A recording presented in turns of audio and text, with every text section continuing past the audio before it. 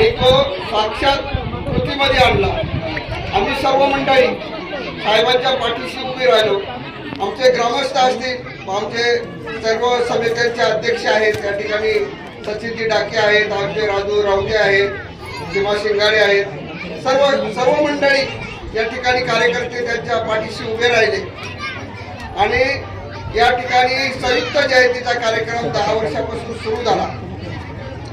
सुरू होत असताना आमच्या गावातील सर्व लहान थोर माणसांनी यामध्ये हिरारीने भाग घेतला आणि आज तागायत तो कार्यक्रम सातत्याने चालू आहे।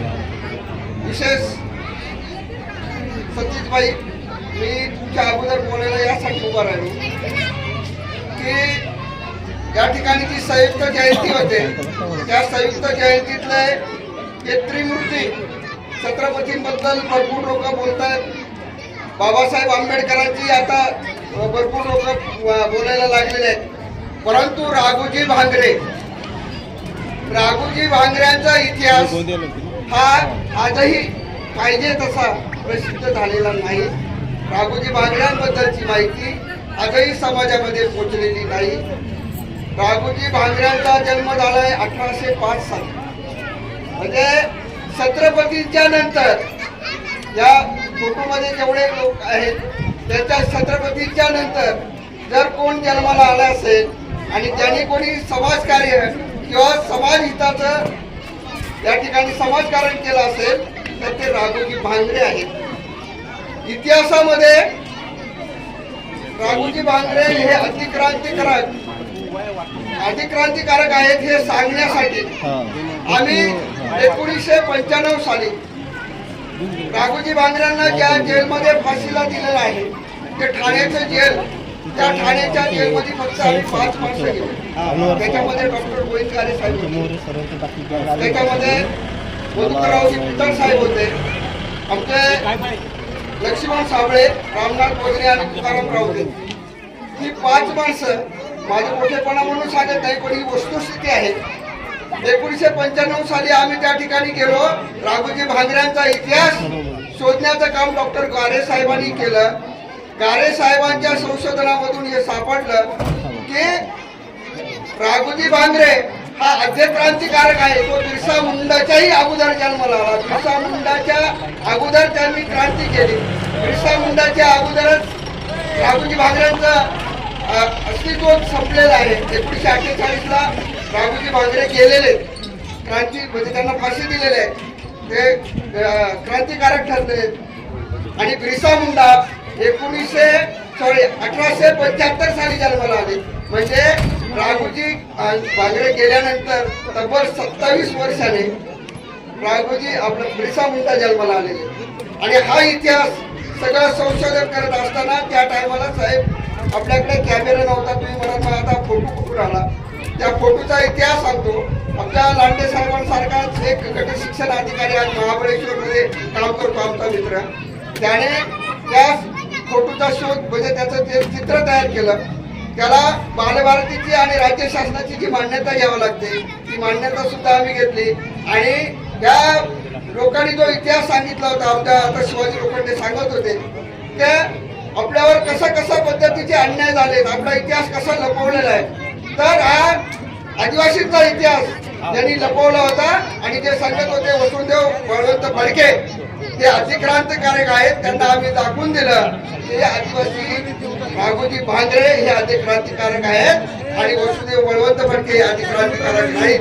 देशासाठी त्याग बळवंत साहेबांनी केलेला आहे हे आम्ही मान्य करतो, परंतु खरा अतिक्रांतिकारक जर कोण असेल तर तो राघोजी भांगरे आहे। हा सगळा इतिहास याचा सर्व साक्षीदार या ठिकाणी मी स्वतः आहे या संशोधनामध्ये। आणि आता या ठिकाणी लांडे साहेबांनी पण घोषणा केली आणि माझं पण आमचं चाललं होतं का वाचनालय चालू करायचं। गारे साहेबांची 47 पुस्तकं आणि 252 प्रबंध त्यांनी PhD केलेली आहे। 252 प्रबंध म्हणजे बाबासाहेबांच्या नंतर जर बहुजन समाजामध्ये सर्वात जास्त जर अभ्यास कोणी केला असेल तर तो डॉक्टर गोविंदकारे साहेबांनी केला। आणि पहिला जसा बाबासाहेब इंग्लंडमध्ये पहिले बॅरिस्टर झाले तसे डॉक्टर गोविंदगारे इंग्लंडमध्ये पहिले PhD करणारा माणूस आहे. हे तिथं म्हणजे याचा उल्लेख केल्याशिवाय मला यासाठीच मी या ठिकाणी उभा राहिलो. आमच्या सतीशबाईंचं लेक्चर मी 2007 साली आपण जे मथुरमध्ये सर्व परिषद घेतली होती, त्या परिषदेमध्ये आपण आपलं समोरासमोर आपलं भाषण झालं, त्या कार्यक्रमाचाही अध्यक्ष मीच होतो. तेव्हापासून परत आज पहिल्यांदा मला तुमचं भाषण ऐकायला भेटणार आहे. ते मी माझं भाग्य समजतो. तुमचं लेक्चर, तुमचं वक्तृत्व मला ज्ञात आहे. परंतु या राघोजी भांगऱ्यांचा इतिहास तुमच्या याच्यातून वक्तव्यातून घ्यावा आणि त्याचं पार्श्वभूमी तुम्हाला समजावे म्हणून मी कार्यक्रमाचा अध्यक्ष असताना सुद्धा मी ठरवलं की बाबा मला सतीशबाईंच्या अगोदर बोलायचे आणि म्हणून मी माझ्या अधिकार पदाचा वापर या ठिकाणी करतोय आणि तुम्हाला बोलण्याची संधी देतो. या ठिकाणी साहेब मला आवर्जून सांगावंसं वाटतं, साधं मंडळ जर स्थापन केलं, आपण मंडळ जर रजिस्ट्रेशन केलं तर त्या मंडळाचा जो मंडळ रजिस्ट्रेशन करणारा जो अध्यक्ष आहे तो त्या मंडळाचा संस्थापक अध्यक्ष होतो. परंतु या जगाला, देशाला तर सोडा, देशाला तर दिलीच दिशा, देशाची राजघटना दिली, परंतु या जगाला ज्यांनी ज्ञान दिलं, जगामध्ये ज्याचं नाव घेतलं जातं त्या बाबासाहेब आंबेडकरांनी या देशाला राज्यघटना दिली. परंतु त्या बाबासाहेब आंबेडकरांना या देशाचं राष्ट्रपती होता आलेलं नाही, याची खंत या पहिल्यापासून जेव्हा जेव्हा मी कुठल्याही भाषणामध्ये बोलतो त्या मला बाबासाहेबांची ही खंत, या लोकांनी आपल्या माणसांवर कसे अन्याय केले, कसे इतिहास लपवले, याबद्दल नेहमीच मला ती खंत व्यक्त करावीशी वाटते. आणि म्हणून बाबासाहेबांसारखा माणूस देशाचा जर राष्ट्रपती झाला असता तर मला वाटतं याहीपेक्षा राज्यघटना आज मान्य करतात, घटनेच्या आधारे देश चाललाय, परंतु त्याचं नेतृत्व करण्याची जर संधी आपल्या बाबासाहेबांना दिली असती आणि बाबासाहेब कशी आपण गाणं ऐकत होतो, नोटावर बाबासाहेबांचा जर फोटो असता तर बाबासाहेबांची उंची अजूनही फार मोठी झाली असती. ही खंत या जयंतीच्या निमित्तानं मला या ठिकाणी वाटते. बोलण्यासारखं भरपूर आहे, वेळ भरपूर झालाय.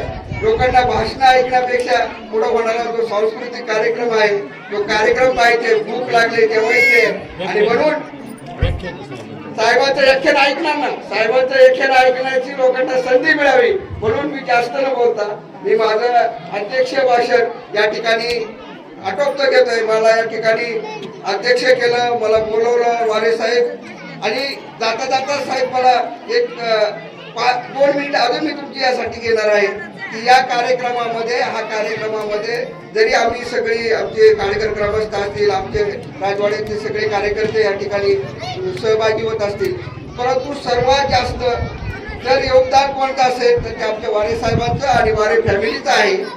वारे फॅमिली मध्ये नुसतं वारे साहेब डॉक्टर झाले नाहीत, वारे मॅडम डॉक्टर झाले नाहीत, वारे साहेबांचा मुलगा पुढच्या वर्षी या जयंतीला आज तो हजर आहे, परंतु पुढच्या वर्षी मला वाटते तो परदेशामध्ये असणार आहे, पोलंडमध्ये. त्याची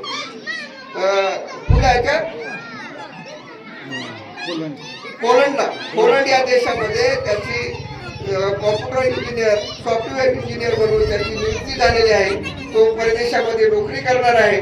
त्यामुळे ही सर्व कृपा जर कोणती असेल, या कार्यक्रमाची जशी कृपा वारे फॅमिलीची आहे तशी या वारे फॅमिलीला शिक्षणामध्ये आणि वारे फॅमिलीलाच नाही तर या संपूर्ण भारतातल्या बहुजन समाजाला शिक्षणाची दिशा देणारा आपला बाबासाहेब आंबेडकर आहे. यापेक्षा जास्त मला वाटते आपण बोलणं उचित ठरेल आणि म्हणून या ठिकाणी मला तुम्ही बोलवलं, मला कार्यक्रमाचा अध्यक्ष केलं आणि माझं भाषण सुद्धा शांततेने तुम्ही सर्वांनी ऐकून घेतलं. त्याबद्दल मी सर्व ग्रामस्थांचं, सर्व या जयंती उत्सव समितीमध्ये भाग घेणाऱ्या सर्व कार्यकर्त्यांचं मनपूर्वक या ठिकाणी आभार मानतो आणि माझे अध्यक्ष भाषण संपवतो. जय जय महाराष्ट्र, जय भीम, जय आदिवासी.